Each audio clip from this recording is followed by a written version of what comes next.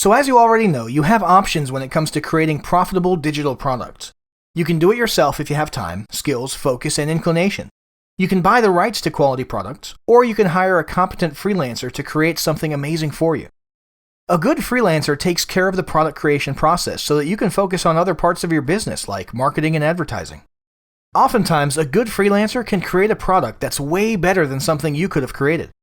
And a good freelancer helps you get your products to market fast so that you can start pocketing those profits. Oh, but there's the rub. Finding that sort of an amazing freelancer can seem like a bit of a fairy tale to a lot of business owners. I mean, you've probably heard the horror stories, the shoddy workmanship, the scammers who take the money and run, or even the freelancers with good intentions who make a lot of promises they can't keep.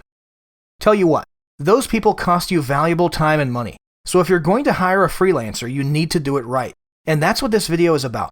So let's go through the process of finding and hiring a good freelancer. The first step is to cast a wide net and create a big list of potential candidates. Don't worry too much about the quality of these freelancers in this step. That's what you'll do in the second step. For now, you just want to get a wide variety of freelancers from which to choose. So here's how you do that. Start by asking your friends and business colleagues for referrals.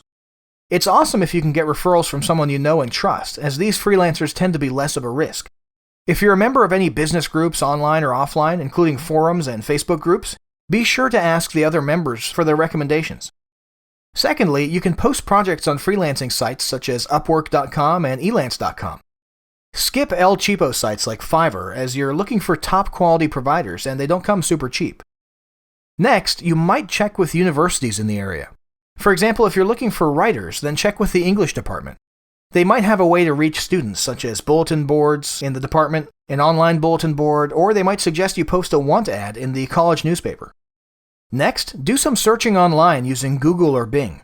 Depending on what type of freelancer you're looking for, your search might be something like ghostwriter, freelance writer, ebook writer, software programmer, app coder, video production, voiceover artist. You get the idea. Check the organic results as well as the sponsored ads next to the organic search results. If you get too many broad sites using those searches, then narrow down your search with words such as hire. For example, hire a ghostwriter. Once you get a nice big list of potential candidates, then move on to the next step. The second step is whittle down your list of prospective freelancers. You might end up with dozens of prospective freelancers on your list. Now you need to do your due diligence to uncover the best of the best. Now, I know you probably want to look at prices at this point, but you shouldn't shop around based on price. Find a quality freelancer first and then look at prices. What you're looking for first is someone who has had a long established history of providing quality work. Here's the steps you need to take. First, if you found this person on a freelancing site like Elance, then check their on-site ratings and feedback. Next, go to their website and find out how long they've been in business. You may need to ask them directly if it's not listed anywhere on their site. Next, check their portfolio to be sure they do quality work. If you like what you see so far, then ask for references and follow up with these references. Ask them about the quality of work and overall professionalism of the freelancers. Now, of course, these references are likely to be all good because a freelancer isn't going to give you someone who'll talk smack about him. So your next step is to go to Google and search for the freelancer's name, business name, and website. Look for any red flags like a pattern of complaints about the quality of work, missing deadlines, and similar issues.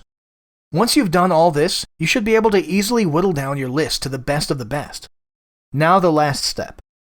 The third step is to hire freelancers for a test run.